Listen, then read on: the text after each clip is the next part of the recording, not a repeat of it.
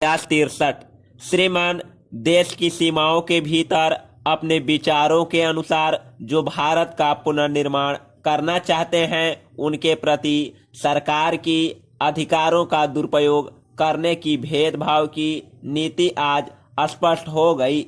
इस विधेयक में कहा गया है कि अगर कोई देश के किसी भाग को भारत से अलग करने का प्रयत्न करेगा, कोई भारत से अलग होने की बात करेगा तो उस पर इस कानून को आपत्ति होगी, और कोई अगर भारत के किसी भाग को दूसरे को देने की बात करेगा तो यह भी आपत्तिजनक होगा। लेकिन यह सरकार स्वयं भारत के भाग पड़ोसियों को दे रही है और इसके लिए संसद की सलाह लेना भी जरूरी नहीं है। सरकारी अधिकारी मंत्रियों से परामर्श करके या बिना परामर्श किए भारत की भूमि का दान कर सकते हैं। वह इस कानून के अंतर्गत अवैध नहीं होगा।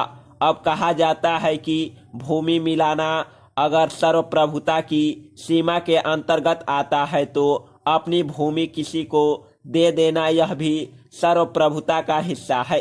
क्या सरकार इसके लिए यह व्यवस्था मानने के लिए भी तैयार नहीं है कि ऐसे समझौते, ऐसे राष्ट्रीय समझौते जिनमें भूमि देनी पड़ती है, वह संसद की सहमति के बिना कार्यान्वित नहीं होंगे? लेकिन यह हमारे अधिकारियों और मंत्रियों को छूट देता है देश की सर्वप्रभुता अखंडता के खिलाफ काम करने के लिए। मगर यदि कोई दिल से ऐसा काम करेगा तो उसे गैर कानूनी घोषित किया जा सकता है।